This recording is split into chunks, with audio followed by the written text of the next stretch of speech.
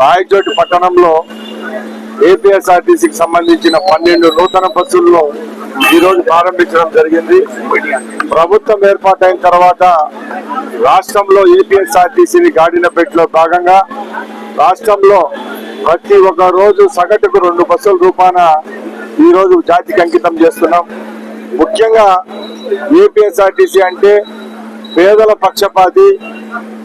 గత 50 సంవత్సరాలుగా రాష్ట్రంలో ఉన్న పేదవాళ్లను గ్రామాల నుంచి కానీ పట్టణాల నుంచి కానీ గమ్యస్థలానికి చేర్చే విధంలో ఏపీఎస్ఆర్టీసీ ముందంజలో ఉంది. గత 5 సంవత్సరాలు ఏపీఎస్ఆర్టీసీని పక్కన పెడితే ప్రభుత్వం వచ్చిన 9 నెలల్లోనే సుమారు ఇప్పటికీ 1000 బస్సులను ఏపీఎస్ఆర్టీసీ ద్వారా నూతనంగా రోడ్లపైకి తీసుకొని రావడం జరిగింది. ముఖ్యంగా రాబోయే కాలంలో కూడా రాష్ట్రంలో పూర్తిగా కరెంటుతో నడిచే 2000 బస్సులను ముఖ్యమంత్రి చంద్రబాబు నాయుడు గారి నాయకత్వంలో వచ్చే 1 సంవత్సరంలోనే ఏపీఎస్ఆర్టీసీకి అంకితం చేస్తున్నాం. ముఖ్యంగా ఏపీఎస్ఆర్టీసీ అంటే అందరికీ ఒక నమ్మకం. ఈ రోజు ప్రైవేట్ బస్సుల్లో ఉన్న ఛార్జీలకు అలాగే గవర్నమెంట్ బస్సుల్లో ఉన్న ఏపీఎస్ఆర్టీసీలో ఉన్న ఛార్జీలకు చాలా తేడా ఉంటుంది. పేద ప్రజల కోసం పనిచేస్తున్న సంస్థ, ముఖ్యంగా రాష్ట్రంలోనే అతి పెద్ద సంస్థ అయిన ఏపీఎస్ఆర్టీసీని గాడిలో పెడుతున్నాం.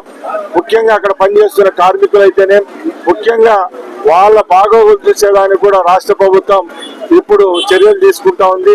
దానిలో భాగంగానే ఏదైతే నైట్ అలవెన్స్లు ఏదైతే ఉంటాయో ఆ కార్మికుల కోసం ఈ ప్రభుత్వం వచ్చిన తర్వాత ఇవ్వడం జరిగింది. ముఖ్యంగా కార్మికులకు ఏ సమస్య వచ్చినా కూడా ముఖ్యంగా ఈరోజు మేము స్పందిస్తున్నాం.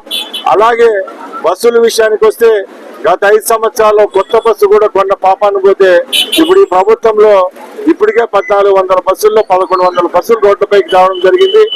వచ్చే 2-3 నెలల్లోనే మిగతా 300 బస్సులు ఈ రోజు ఏపీఎస్ఆర్టీసీకి అంకితం చేస్తున్నాం.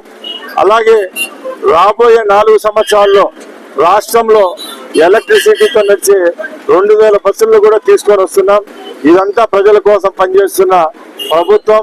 ముఖ్యంగా చంద్రబాబు నాయుడు గారి లక్ష్యం ఒకటే, ప్రజలకు సంబంధించి ఏ విధమైన అసౌకర్యాలు కలపకుండా రవాణా సంస్థ ద్వారా మెరుగైన సేవలు అందించేదానికి ఏపీఎస్ఆర్టీసీ రాష్ట్ర రవాణా శాఖ చర్యలు తీసుకుంటుందని తెలియజేసుకుంటూ సెలవు తీసుకుంటున్నా. జై హింద్.